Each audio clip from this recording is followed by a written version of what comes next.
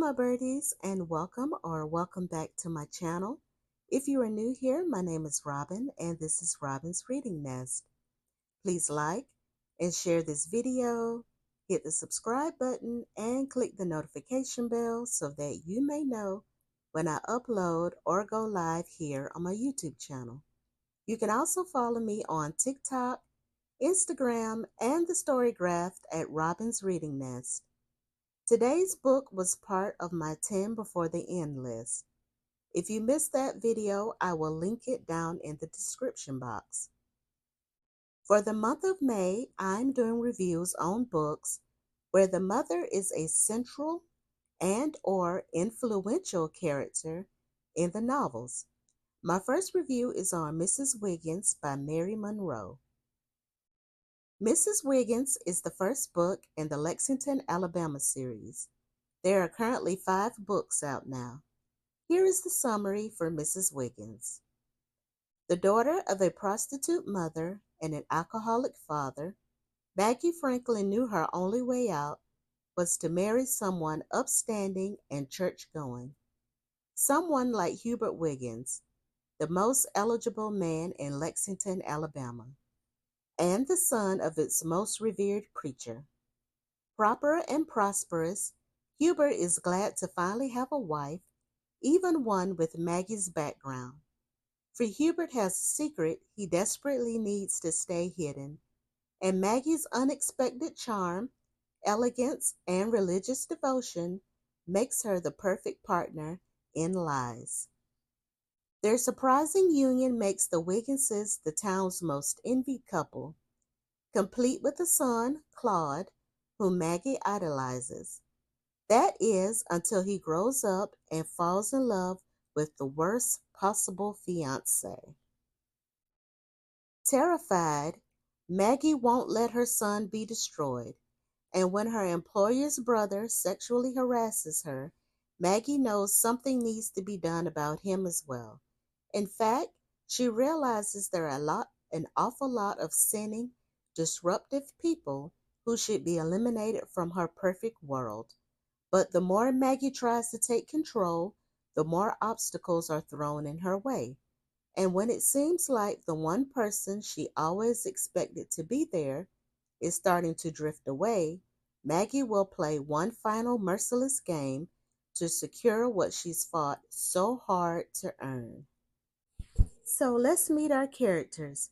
If you are new here, this is the part of the video where I give visual representations of the characters. One of these images is an image of the book cover.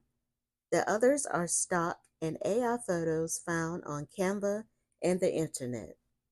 First up is Maggie Wiggins. Though her parents are not the most upstanding people in the community, Maggie has grown to become one of the most adored people in town.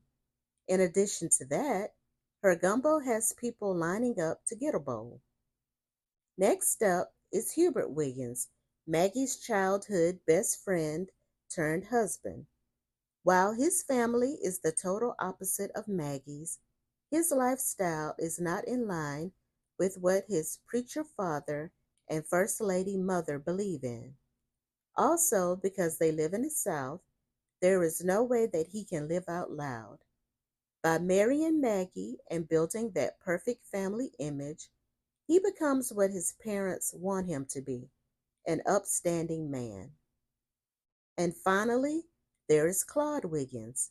His character really doesn't come into play much until he gets older. During his formative years, we see how much of a hands-on doting mother Maggie is. As he gets older, his decisions make Maggie clutch her pearls and want to lock him in their house on the daily. We see that the book is divided into 2 parts. The first part is from 1917 to 1936.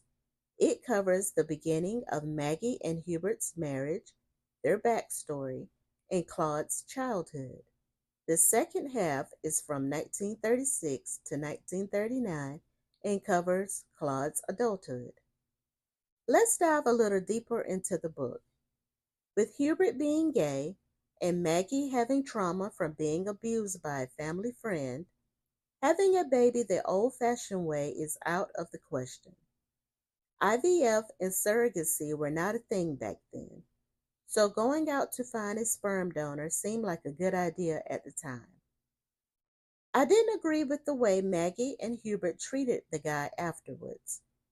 Randolph, also known as Maggie's baby's daddy, was developing feelings for Maggie and seemed to really love her. Who knows? Had Maggie stayed with him, her life could have been changed. One thing I didn't understand is why Maggie just didn't sell her gumbo during the time she couldn't find a job. It seemed like everyone wanted it, and I'm sure if she had reasonable prices, she could have sold it daily, or maybe even got a job working in a restaurant. As the book progressed, I kept thinking about the saying, men will always have the audacity. The conversation at the end of the book between Hubert and Maggie had me furious. I understand Hubert wanted to live life, but the way he was so callous with Maggie was infuriating. Which takes me back to my earlier statement when I said that Maggie should have given Randolph a chance. I enjoyed the book and gave it 4 out of 4 stars. The next book in the series is Empty Vows and involves more of Maggie's neighbors. Have you read Mrs. Wiggins by Mary Monroe? What about the other books in the series? What did you think about Maggie and Hubert's relationship? How did you feel about Maggie doting on her son as he got older? What did you think of the other residents of Lexington, Alabama? Drop down in the comments and let me know.